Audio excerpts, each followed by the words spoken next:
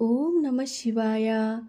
కర్పగాంబాళ్ బంగారు కాసులమాల చెన్నై మైలాపూర్లో వెలసిన ప్రసిద్ధ కర్పగాంబాళ్ కపాలేశ్వర ఆలయం గురించి అందరికీ తెలిసిందే. 1950 సంవత్సరం నుండే అమ్మగారు శ్రీమతి ఆనందవల్లి మరియు ఇతర స్నేహితులతో కలిసి ప్రతిరోజు ఈ ఆలయంలో లలితా సహస్రనామ పారాయణ చేసేవారు. ఆ సమూహానికి శ్రీమతి ముత్తులక్ష్మి అమ్మాళ్ నాయకురాలు.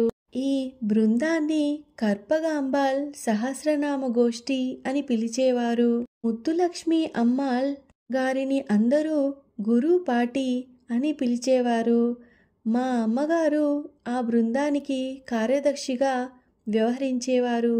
వారు రోజు సహస్రనామం పారాయణ చేయడమే కాకుండా పండుగ రోజుల్లో ఆలయ సేవా కార్యక్రమంలో కూడా పాల్గొనేవారు.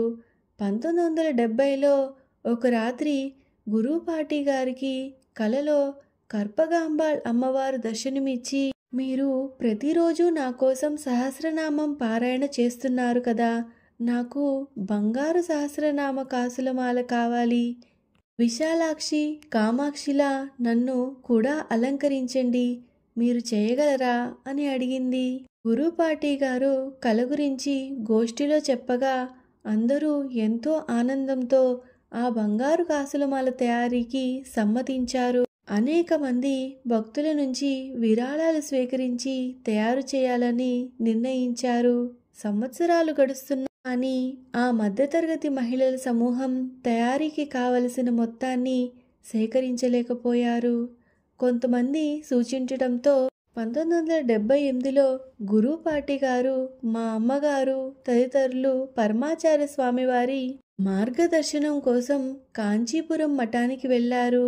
వారు దర్శనం కోసం ఎదురు చూస్తుండగా మఠంలోని పనిచేస్తున్న వ్యక్తి వచ్చి, స్వామివారు పిలుస్తున్నారు, వెంటనే లోపలికి వెళ్ళండి అన్నారు. లోపలికి వెళ్ళగానే స్వామివారిని చూసి ఆనంద పరవశులయ్యారు. వీరు ఏమీ మాట్లాడక ముందే కాసులమాలకి బంగారం డబ్బు తక్కువ పడిందా అని స్వామివారు అడగగానే వీరు ఆశ్చర్యపోయారు. దిగులు పడకండి, అమ్మే అడిగింది కాబట్టి అమ్మే అన్ని ఏర్పాట్లు చేస్తుంది.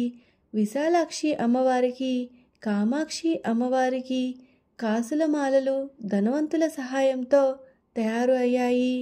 కానీ కర్పగాంబాళ్ అమ్మవారి కాసులమాల భక్తితో తయారవుతుంది అని స్వామివారు అభయమిచ్చారు.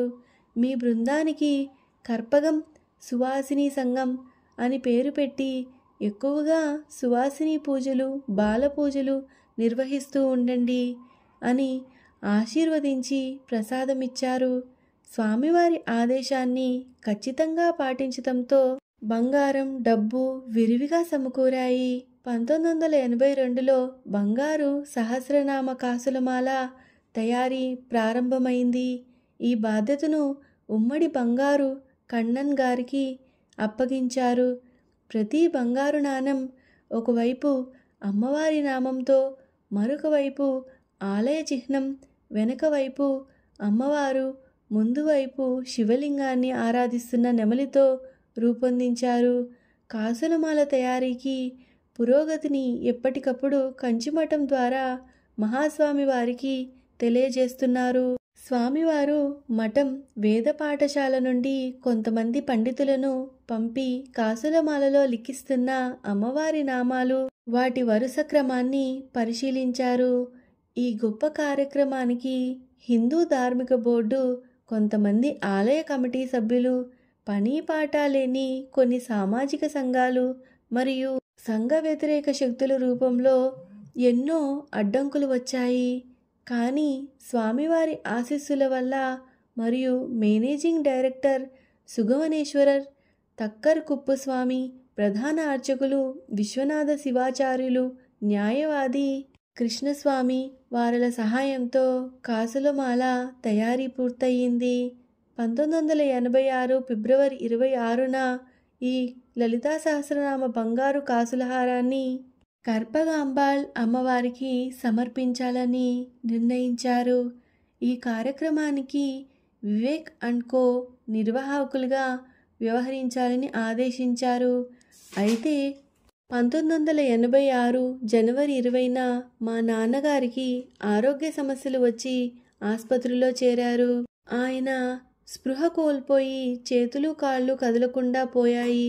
డాక్టర్లు కూడా నమ్మకం లేక ఇక 48 గంటల కంటే ఎక్కువ జీవించలేరు అని తేల్చేశారు. అమ్మ మానసికంగా పూర్తిగా విచలితమై పూజ గదిలో ప్రార్థనలో నిమగ్నమయ్యారు. గురూపాటి గారు, ఇతర సభ్యులు, ఉమ్మడి కన్నన్, వివేక్ గారు అందరూ కలిసి పూర్తయిన కాసుల మాల తీసుకొని స్వామివారికి చూపించడానికి కంచిమఠానికి వెళ్ళారు. వారిని చూసి మీ కార్యదర్శి ఎందుకు రాలేదు అని అడిగారు స్వామివారు. బాధతో మా నాన్నగారి పరిస్థితిని వివరించగా స్వామివారు మాలను చూసి ఈ మాల బాగా తయారైంది. అమ్మవారికి ఈ మాల సమర్పించేటప్పుడు మీ కార్యదర్శి కూడా ఉంటారు, భయపడకండి అని ప్రసాదం ఇచ్చారు. వారందరూ నేరుగా మా ఇంటికి వచ్చి ఈ శుభవార్త చెప్పారు. ఎంతటి అద్భుతం! ఆ సమయంలో ఆసుపత్రి నుంచి ఫోన్ వచ్చింది. మా నాన్నగారు స్పృహలోకి వచ్చి బాగానే ఉన్నారు. వైద్యులు ఆశ్చర్యపోయి ఏదో అద్భుతం జరిగింది అన్నారు. నాన్నగారు మరుసటి రోజు డిశ్చార్జ్ అయి స్వయంగా నడుచుకుంటూ ఇంటికి వచ్చారు. 1986 ఫిబ్రవరి 26న కాసులమాల సమర్పణ ఎంతో వైభవంగా జరిగింది. నాన్నగారు కూడా కొంతసేపు పాల్గొన్నారు. మా అమ్మ కార్యదర్శి హోదాలో ఆ రోజు ఉదయం నుండి కార్యక్రమాన్ని నిర్వహించి సాయంత్రం సమావేశంలో నివేదికను సమర్పించారు. కర్పగం సువాసిని సంఘం తరపున అమ్మవారి కాసులమాల దానికి సంబంధించిన వ్రతాలు భద్రపరచడం ఒక కోసం గోద్రేజ్ అల్మరాని సమర్పణ చేశారు. ఇప్పటికీ ప్రతి శుక్రవారం నాడు పౌర్ణమి రోజున మరియు ప్రతి సంవత్సరం ఫిబ్రవరి 26న అమ్మవారు ఈ కాసులమాల ధరించి దర్శనమిస్తారు. 1986లో మార్చి 13న మా నాన్నగారు ఎటువంటి ఇబ్బంది పడకుండా అమ్మవారి సన్నిధికి వెళ్ళిపోయారు. పరమాచార్య స్వామివారి కృపను, దయను మాటలలో వివరించలేము. డాక్టర్లు కూడా ఆశ వదిలేసిన సమయంలో స్వామివారే మరలా మా నాన్నగారికి జీవితం ఇచ్చారు. మా అమ్మగారు తన సేవను, బాధ్యతను పూర్తి చేయగలిగేలా మరికొన్ని రోజులు అందరం ఆనందంగా గడిపేలా చేశారు. ఇప్పటికీ మా కుటుంబం, బంధువులు, మిత్రులు ఈ సంఘటనను గుర్తు చేసుకుంటూ స్వామివారి కృపను స్మరిస్తూ ఉంటాం. గౌరీ సుకుమార్. స్వస్తి.